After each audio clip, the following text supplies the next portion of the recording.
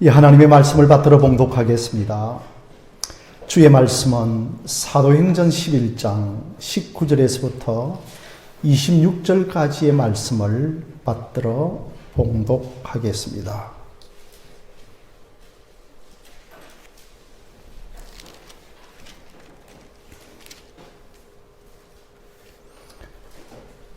제가 가지고 있는 신약 성경 207쪽이 되겠습니다.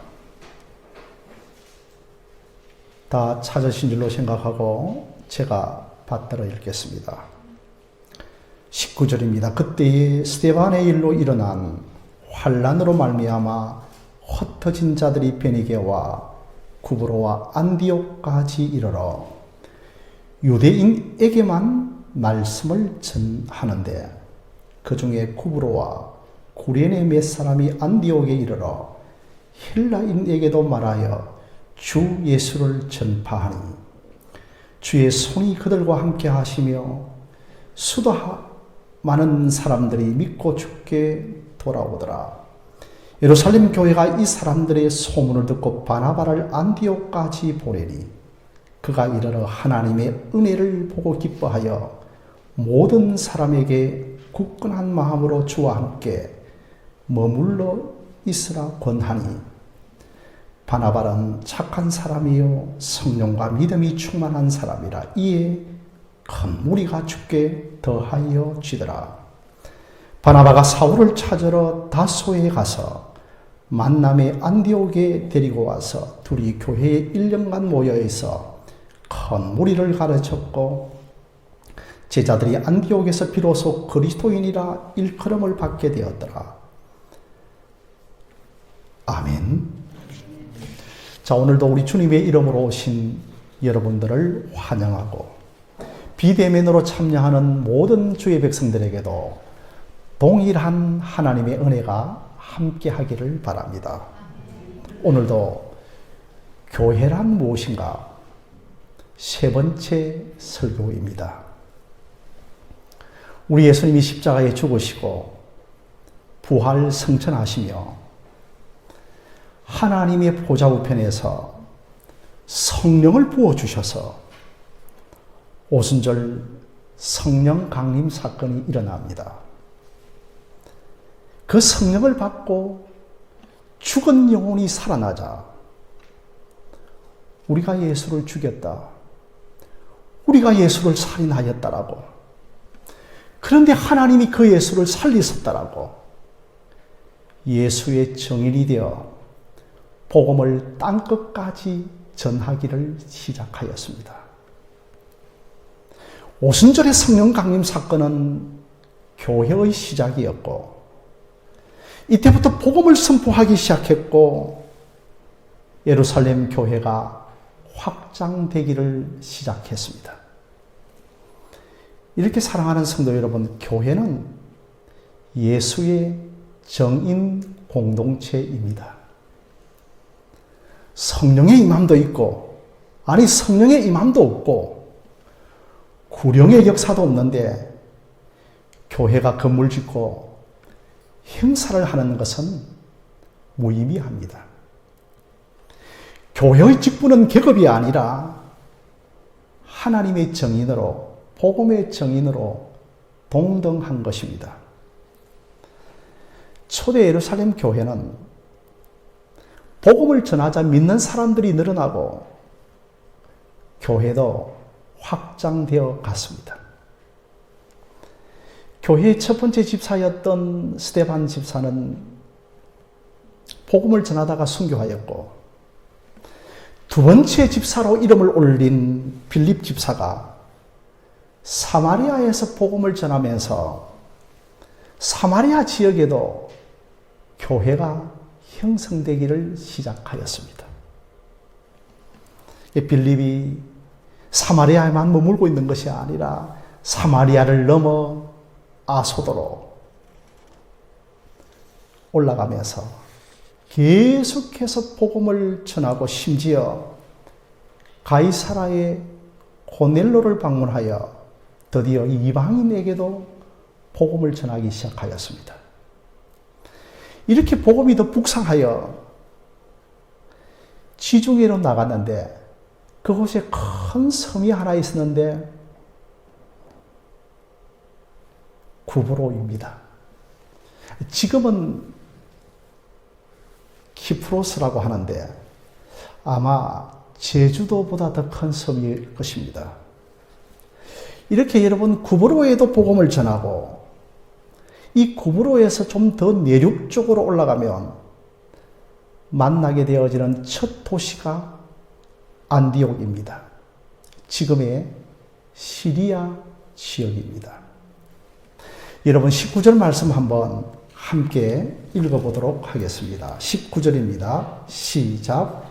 그때에 스데반의 일로 일어난 환란으로 말미암아 흩어진 자들이 베니게와 구브로와 안디옥까지 이르러 유대인에게만 말씀을 전하는 데라고 하였습니다. 성도 여러분, 참 어떻게 보면 신묘막측하지 않습니까? 교회가 흥하고 번성하여서 말씀을 전하는 것이 아니라 환란으로 말미암아 흩어진 자들이 말씀을 전합니다. 여러분, 이것이 하나님의 섭리입니다. 우리가 예수의 죽음으로 말미암아 생명을 얻듯이 환란으로 말미암아 오히려 복음을 전하는 것입니다. 이것이 하나님의 섭리입니다. 그리고 19절을 다시 보면 아시겠지만 유대인에게만 복음을 전하였습니다. 그런데 20절에 그 중에 구브로와 구레네 몇 사람이 안디옥에 이르러 헬라인들에게도 주 예수를 전파하기를 시작하였습니다. 아마 이제 구레네와 구브로의 몇 사람들이 안디옥에서 헬라인들에게도 복음을 전했던 것 같습니다. 제일 처음에 유대인들이 안디옥에 가서 저 유대인들에게만 주 예수를 전했는데 이제는 이방인들에게도 복음이 전해진 것입니다. 여러분, 헬라인은 아시다시피 그리스 사람들입니다. 안디옥은 당시에 매우 큰 도시였거든요. 알렉산더 대왕이 세계를 제패하고 죽는데 그 제국이 나뉘어져 아프리카에는 알렉산드리아라고 하는 도시가, 시리아에는 안디옥이라고 하는 도시가 만들어졌습니다. 그런데 로마 시대에는 로마와 알렉산드리아와 안디옥이 그 당시에 3대 도시였었습니다. 예루살렘은 그 축에도 끼지 못했죠. 당시에 안디옥 도시에 약 50만 명이 살았다고 하니까 여러분, 그 당시에 50만 명이면 매우 큰 도시였습니다. 이 안디옥 지역은 천년의 요소였고 교통 중심지였고 이곳에 일찍부터 헬라인들이 많이 살았습니다. 또한 이 안디옥은 최고의 전략 요충지였고 병참 기지였습니다. 20절을 보시면 이곳에 살고 있던 헬라인들에게 주 예수를 전파하기를 시작하였습니다. 여러분, 주 예수라고 하는 말은 예수는 주시다, 예수는 주라는 고백을 가지고 있습니다. 주 예수 명사를 두 개 나란히 놓으면 뒤에 있는 명사가 주어가 되고 앞에 있는 명사가 보어가 됩니다.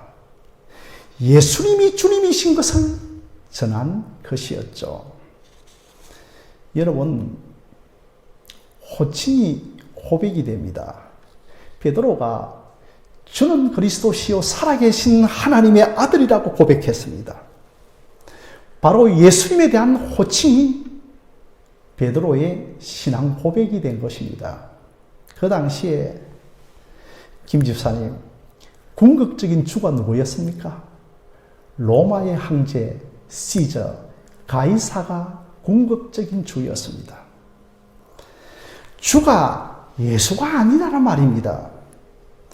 주라는 말을 함부로 쓰면 안 되는 시대였습니다. 그럼에도 예수가 주라는 말을 전한 것이었죠. 여러분들이 아시다시피 요한계시록에는 7교회가 나오는데 그 교회 중에 버가모 교회가 있습니다. 이 버가모 교회에 안디바라고 하는 사람이 있는데 예수님은 이를 충성된 정인이라고 칭찬을 하였습니다. 이 안디바는 아마 버가모 교회의 장로였던 것까지는 알려져 있습니다. 그런데 안디바는 예수 그리스도를 유일한 주로 믿었습니다. 사랑하는 성도 여러분, 초대교회의 가장 큰 환난은 바로 예수님이 주님이신 것을 부인하라는 것이었습니다. 그가 날 위해 죽으시고 그가 나와 함께 산다는 것이, 그가 나의 영생의 주시라는 것을 부인하게 하였습니다. 안디바가 이것 때문에 순교를 당하였습니다. 어떠한 물질적인 피해로 인하여 예수를 부인하라고 하는 요구를 따르지 않아서 순교한 것은 아니었습니다. 그래서 이 안디바 장로에 대하여서는 이러한 일화가 있습니다. 제발 안디바여, 황제에게 한 번만 절해보아라. 그러면 너에게 어마어마한 일거리를 주겠다라고 제안을 합니다. 그럼에도 안디바는 결코 황제 신상에 절을 하지 않았습니다. 도리어 관리들 앞에서 예수 그리스도가 만왕의 왕이시기 때문에 나는 예수 외에는 어느 누구에게도 절하지 않겠습니다라고 했습니다. 과연 오늘날 한국교회 성도들은 예수는 주라고 고백하느냐입니다. 이제는 내가 산 것이 아니요, 내 안에 그리스도가 사신 것을 고백하십니까?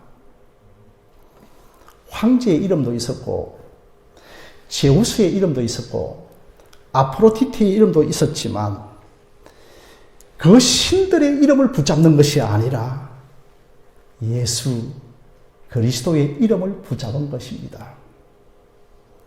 천하 만민에게 구원을 주신 유일한 이름, 언급은 내게 없거니와 일어나 걷게 하신 오직 그 이름을 굳게 붙잡은 것입니다. 그 이름은 우리의 구원이요, 우리의 영광이요, 나의 명찰입니다. 주여 그리스도여라고 우리는 꿈에서라도 이 그리스도를 붙잡아야 합니다. 언제나 잡을 이름은 주 예수 그리스도이십니다. 아무리 세상이 요동치고 지진과 파도가 있어도 만세반석이신 예수 그리스도의 이름입니다. 그럴 때 만세반석이 열려서 우리를 안전하게 보호하실 것입니다. 그러므로 환난 때에 믿음을 보시겠느냐라고 책망하는 것입니다. 이렇게 안디옥 교회는 주 예수 그리스도만 전파하였습니다. 그러자 많은 사람들이 믿고 주께로 돌아오는 역사가 일어났습니다. 21절 말씀에 주의 손이 그들과 함께 하시매 수많은 사람들이 믿고 주께 돌아왔다고 하였습니다. 본격적으로 장로님 이방인 전도가 시작되어진 것입니다. 그런데 이 일이 어떻게 해서 가능한가? 그 역사가 참으로 희한합니다. 21절 말씀을 다시 보시면 주의 손이 그들과 함께 하였다는 것입니다. 사랑하는 성도 여러분, 다른 것 없습니다. 비록 우리가 환난으로 흩어지지만 주의 손이 그들과 함께 하였다고 하는 것이 사도행전입니다. 여러분, 주의 손은 주님의 경륜이요, 주님의 승리요, 하나님의 권능입니다. 성경에서 보면 주의 손이 나오면 대부분 여러분들이 하나님의 섭리로 해석하시면 됩니다. 친히 주님의 손으로 세우신 것입니다. 친히 주님의 손으로 역사하신 것입니다. 그래서 이사야서 말씀을 보시면 이사야 53장 51절 말씀을 올려주시면 우리가 전한 것을 누가 믿었느냐? 여호와의 팔이 누구에게 나타났느냐라고 하였습니다. 여호와의 팔이 나타나면 구원의 역사가 일어나는 것입니다. 이사야 59장 1절입니다. 여호와의 손이 짧아 구원하지 못하심도 아니요 귀가 둔하여 듣지 못함도 아니라고 하였습니다. 여러분, 이사야서에서 이스라엘이 70년의 바벨론 포로에서 돌아와서 교회가 회복되어지는 역사는 오직 주님의 손이 역사하신 것입니다. 그 손이 역사하면 수많은 자들이 주께로 돌아오는 것입니다. 사람들이 이렇게 해서 교회가 부흥되었다는 것이 아니라 우리 주님의 손이 함께해서 부흥되었다는 것입니다. 이렇게 안디옥 교회는 큰 역사가 일어나자 그 당시에 어머니 교회라고 할 수 있는 예루살렘 교회에서 이제 사도들을 파송을 합니다. 누구를 파송을 하는가 하면 여러분들이 잘 아시는 것처럼 바나바를 안디옥에 파송을 합니다. 여러분, 안디옥 교회 하면 여의도 순복음 교회 하면 조영기 목사가 생각이 나는데 안디옥 교회 하면 바나바가 생각이 날 것입니다. 그런데 결코 바나바로 인하여서 주께 더하여 무리가 더해진 것이 아니라 주의 손이 함께함으로 무리가 먼저 많아졌고 그 다음으로 바나바를 보냈다는 것은 사실상 하나님이 우리를 겸손하게 하시는 것입니다. 바나바가 안디옥 교회를 세운 것이 아닙니다. 항상 선교는 하나님이 하십니다.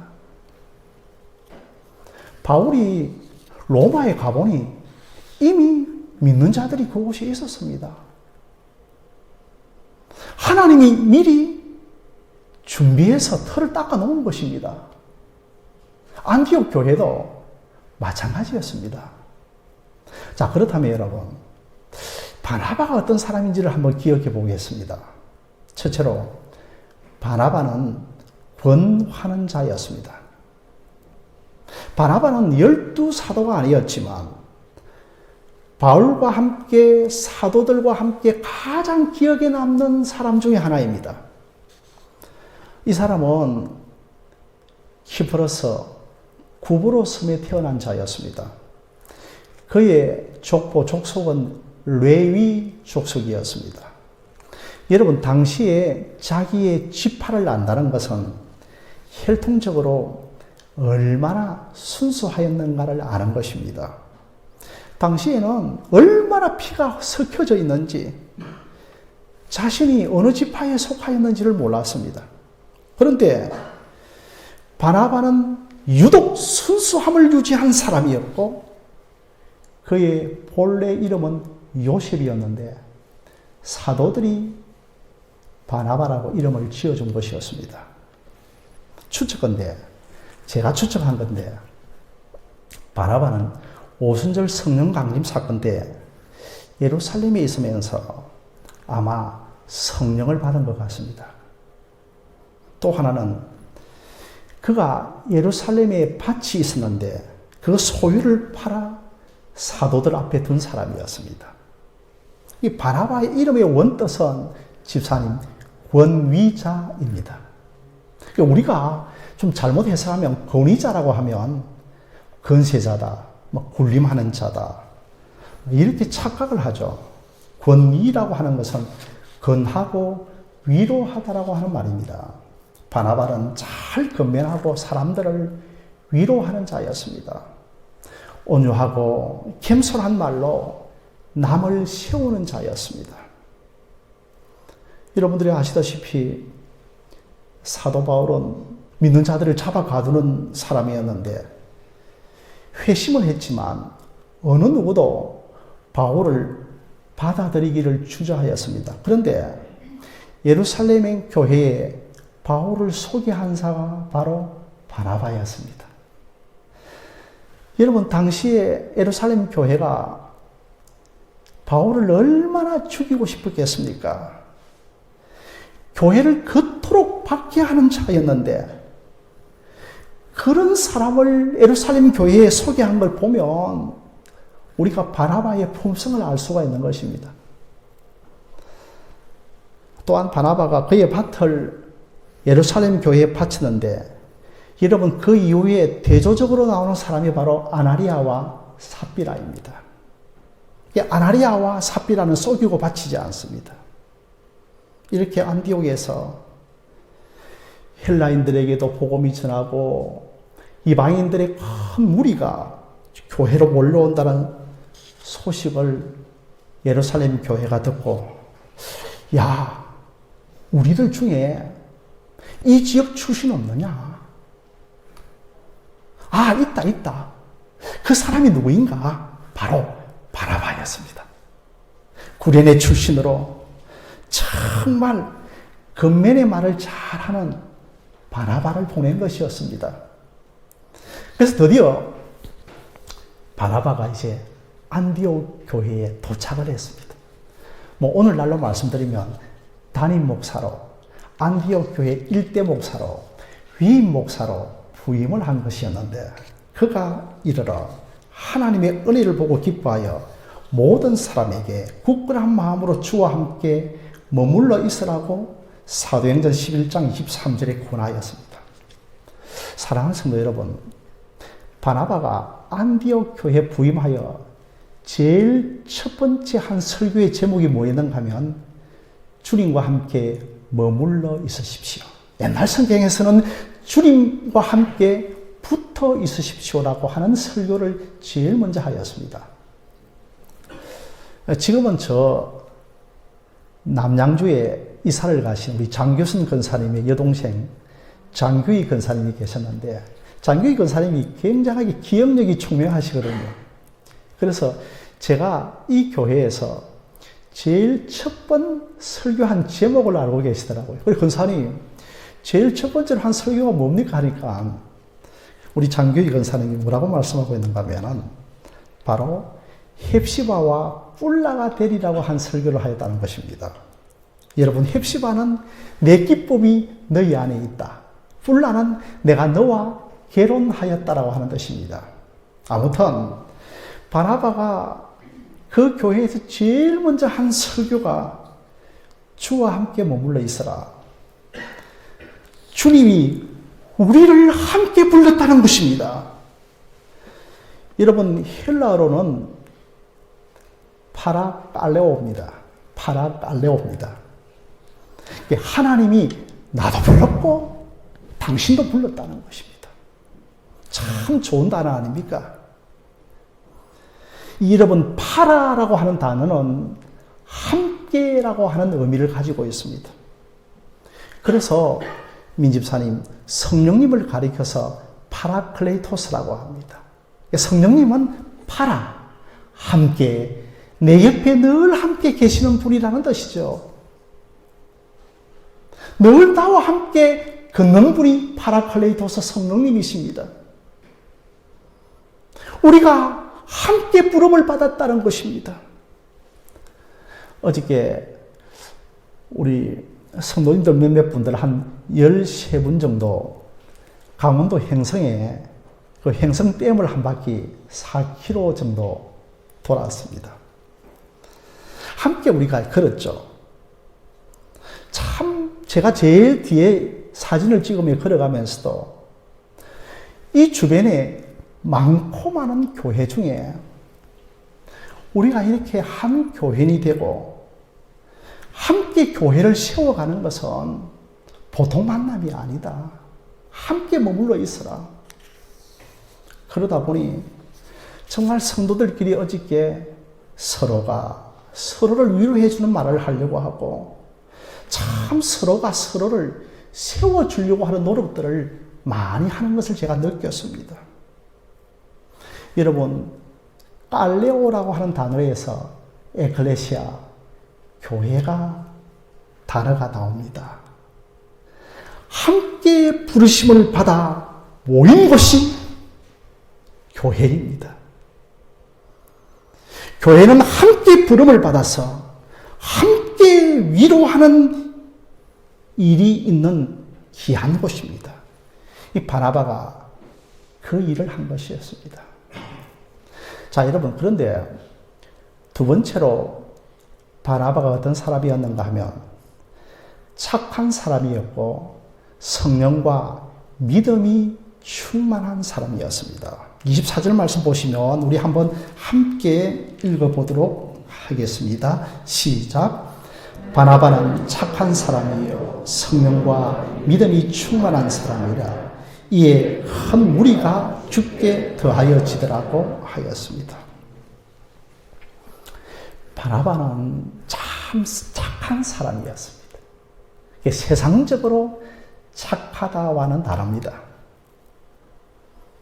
믿음이 충만하니까, 성령이 충만하니까 선함과 착함이 흘러나오는 겁니다. 이게 여러분 신자들입니다. 성경적으로는 자기 자신을 부인하고 하나님의 뜻에 순종하는 사람을 착한 사람이라고 합니다. 참 저 사람은 착한데 하나님의 뜻에는 순종하지 않고 하나님은 사랑하지 않는 것 같아.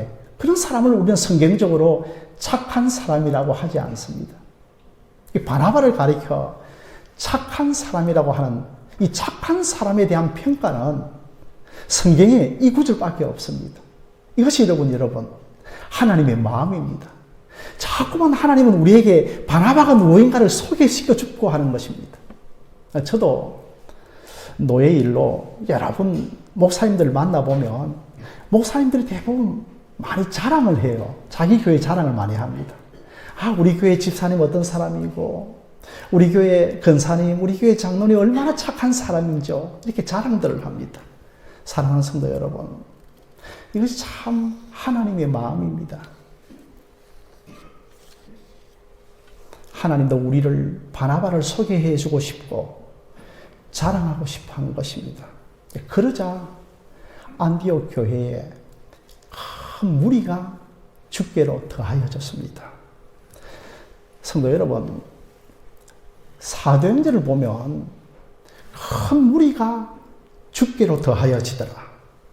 많은 무리들이 주께로 돌아오더라고 하는 표현이 참 많습니다. 성경의 관심은 교회가 더하여지는 것이 아니라 주께로 더하여지는 것이 성경의 관심입니다. 교회가 주님께 더해져야 그 교회가 건강한 성장을 하는 것입니다. 우리의 관심은, 이 목사의 관심은 우리 교회가 주님께 더해져야 합니다. 주님께 붙어 있는 사람이 많아야 합니다. 주님을 알지 못하는 사람이 주께 더하여지는 것을 기뻐하는 교회가 되어야 합니다. 여기에서 참 우리가 주께라고 하는 단어를 유의하셔야 합니다. 안디옥 교회가 커진 것이 아니라 믿는 사람들이 많이 몰려와서 주께 붙어 있기를 원하였습니다. 어느 교회가 많이 커졌다는 대신에 주님의 몸에 많은 사람들이 가서 붙었다라고 하는 이것을 강조하는 것입니다. 이것은 여러분 사도행전의 저자인 누가가 다분히 의도적으로 표현하는 것입니다. 누가가 사람 편에서 말하지 않고 이 일이 이루어진 것은 전적으로 주님의 의도였다고 하는 것을 강조하는 것이었습니다. 이 세 번째로 여러분, 바나바는 동력자를 세우는 사람이었습니다. 25절입니다. 바나바가 사울을 찾으러 다소에 가서. 여러분, 여기에 나오는 사울이 누굽니까? 사도 바울이죠, 나중에. 회심하기 전에 핍박자요, 복음의 회방자였습니다. 그런데 바울이 회심하고 하나님께서 바울을 내가 너를 이방인의 증인으로 세우겠다고 말씀을 하셨습니다. 하지만 현실적으로 그가 예루살렘 교회에 발붙이기가 참 힘이 들었습니다. 예루살렘 교회는 바울을 돌아보기도 싫어합니다. 아무리 바울이 크게 회심을 하여도 바울에 대한 옛 생각을 가지고 있었습니다. 그래서 그가 아라비아로 갔다가 3년 동안 있다가 고향 다소에 머물고 있었는데 그를 기억했던 사람이 바로 바나바인데 바나바가 다소에 가서 바울을 안디옥으로 데리고 올라옵니다. 바나바는 교회가 계속해서 성장하다 보니까 내 자신이 스스로 이 교회의 리더다. 내 자신이 이 교회를 세웠다. 내 자신이 스스로 세워지려고 했겠지만 그는 바울을 부릅니다. 내가 이 교회의 리더야. 이것이 아니고 바울을 불러서 1년간 안디옥 교회에 머물러 가르치기를 시작하였습니다. 이곳에서 여러분들이 너무나 잘 알고 있는 그 26절 말씀에 비로소 그리스도인이라 일컬음을 받게 되는 것입니다. 여러분, 당시에 믿지 않는 안디옥 사람들이 안디옥 교인들을 향하여서 그리스도인이라고 하는 별명을 지어준 것입니다. 여러분, 오늘 옆에 있는 분들과 서로 한번 인사해 보실까요? 당신은 그리스도인입니다. 서로 인사해 보시기 바랍니다. 당신은 그리스도인입니다. 아멘.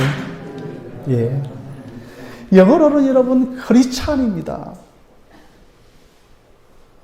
이 크리스찬의 뜻은 그리스도께 속한 사람, 그리스도를 따르는 무리, 옛말로는 예수쟁이들이었습니다. 여러분, 지금 이 호칭이 우리에게는 얼마나 영광스러운 호칭인지 모릅니다.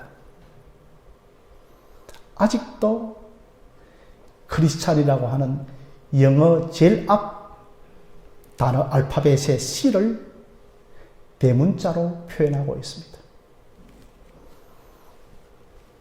제가 예전에 읽었던 그 이윤기 씨의 그리스도 로마 신화라고 하는 책을 보면 당시에 안디옥이라든지 로마에 여러분이 가끔씩 마시는 바카스 신이 있었는데 이 바카스 신에게 바치는 제사는 상당히 엄난하고 무절제한 것으로 전해집니다. 그 로마의 힘과 박스 로마의 권세가 더하여진 그 당시에 도시의 타락은 가히 상상을 할 수 없었습니다. 그 당시 안디옥 지역의 바카스에 관한 문화를 보면 그 바카스의 신도들이 술에 취한 상태로 몽롱한 상태로 된 조각물들이 많았습니다. 이러한 지역에 주 예수 그리스도의 복음이 선포되어지고 믿는 자들이 늘어나기 시작하자 사람들이 두 쪽으로 쫙 갈라지면서 구별되기 시작하였습니다. 이런 상황에서 안 믿는 자들이 안디옥 교회 교인들을 그리스도인, 그리스도인이라고 불러주었던 것이었습니다. 전에는 세상 좋아하는 것들을 다 좋아하고 나도 좋아하며 살았습니다. 그래서 주일 되면 동창회도 가고 계모임도 가고 취미생활도 하고 바르게 살기 운동도 하고 구제도 하고 이렇게 살았는데 이 세상이 어떠한 세상인지 알고 나니 나는 다른 이름에는 관심이 없습니다. 오직 예수 그리스도의 이름에만 관심을 가지는 사람들이 되었습니다. 그런데 예수 믿기 전이나 믿고 난 후에 동일하게 우리가 땅에 발붙이고 살고 있지만 이제는 너무나 목표와 방향이 달라지기 시작했습니다. 어제같이 재미있게 사이좋게 지내던 친구가, 가족들이 갑자기 원수가 되는 것입니다. 내가 그들을 원수로 삼아서가 아니라 그들이 나를 원수처럼 여기는 것입니다. 이것은 여러분, 우리의 소속이 달라진 것입니다. 세상의 모든 사람들이 다 자기 자신을 사랑하고 살아갑니다. 가정을 이루고도, 종교단체를 만들어도, 남을 좁자고 구제운동을 펼쳐도 다 여러분 속 깊이 들어가 보면 자기 사랑에 대한 연장선상에 있는 것입니다. 이것이 하나님의 아들을 죽인 것입니다. 자기 사랑이 하나님의 아들을 우리가 살인자로 만드는 것입니다. 이런 세상에서 자기 자신을 미워하고 자기가 속하였던 단체를 미워하면서 예수를 믿는 자들이 나온다고 하는 것은 참으로 기적이 아닙니까? 이렇게 부름을 받아 나온 자들을 가리켜서 그리스도인이라고 부르는 것입니다. 그리스도의 종이다. 나는 그리스도의 노예다. 나는 그리스도께 붙잡힌 포로다. 아, 저들은 우리와 다른 부류들이구나. 사랑하는 성도 여러분, 여러분들은 어떻게 지금 세상에서 불리어지고 있습니까? 예수쟁이들, 저들 이상한 사람들이야. 왜 재미난 세상을 떠날 생각만 하고 있는가? 이런 의미에서 우리가 예수쟁이들입니다.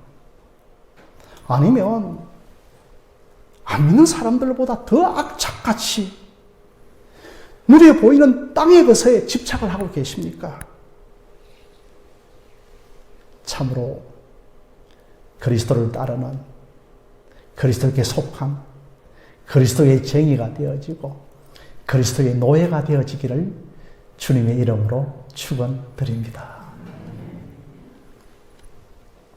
이렇게 안디옥 교회는 주 예수를 전파했고 바나바와 같은 사람들이 많았고 그리스도인이라고 불리는 소문을 가진 교회였습니다.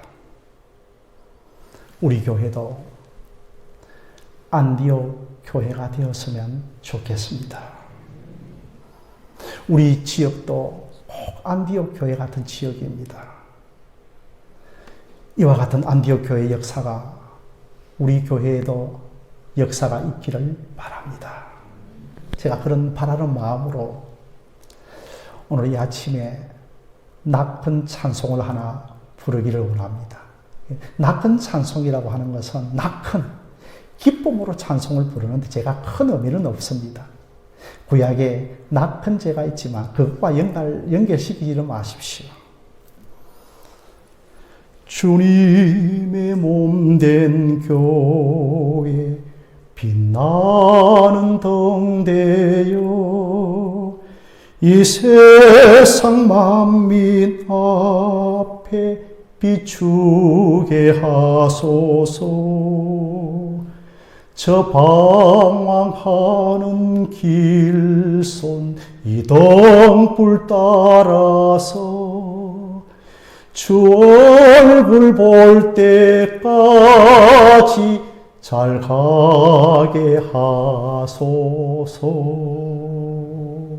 우리 함께 찬송가 201장을 부르며 봉헌하는 시간을 갖도록 하겠습니다.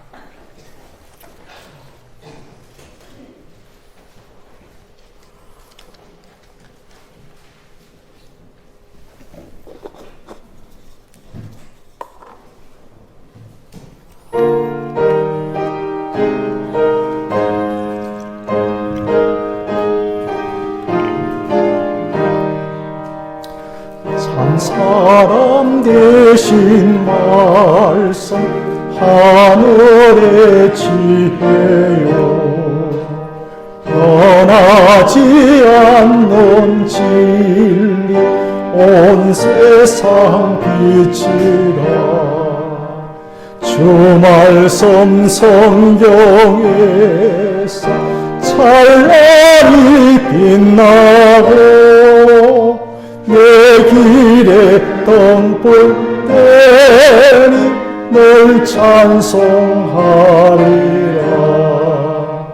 주께서 세운 교회 이 말씀 받아서 그 귀한 빛을 비춰 온 세상 밝힌다. 귀중한 성경 말씀 꿈보다 귀하고 주님의 귀한 모습 잘 드러내도다. 이 말씀 깃발처럼 더 높이 날리니 어두운 바다 위에 등대와 같도다. 이 교회 같던 세상 나 평생 지낼 때 그 말씀 나의 길이 등불이 되도다. 주님의 몸된 교회 빛나는 등대여 이 세상 만민과 주의 하소서. 나가는 길수 이 등불 따라서 저 얼굴 볼 때까지 잘 가게 하소서.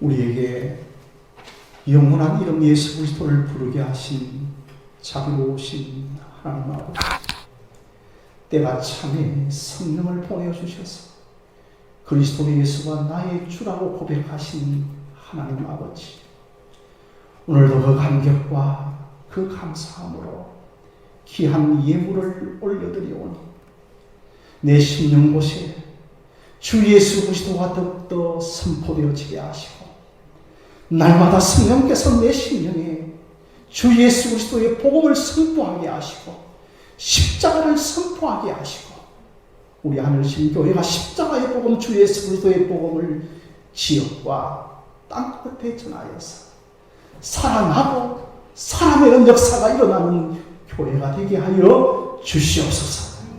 오늘도 귀한 예물을 들고 나온 주의 백성들의 발걸음 속에 주의 손이 함께하며 왕 구원의 경륜과 하나님의 승리와 하나님의 권능들이 주의 가정들 속에 역사하게 하여 주시옵소서.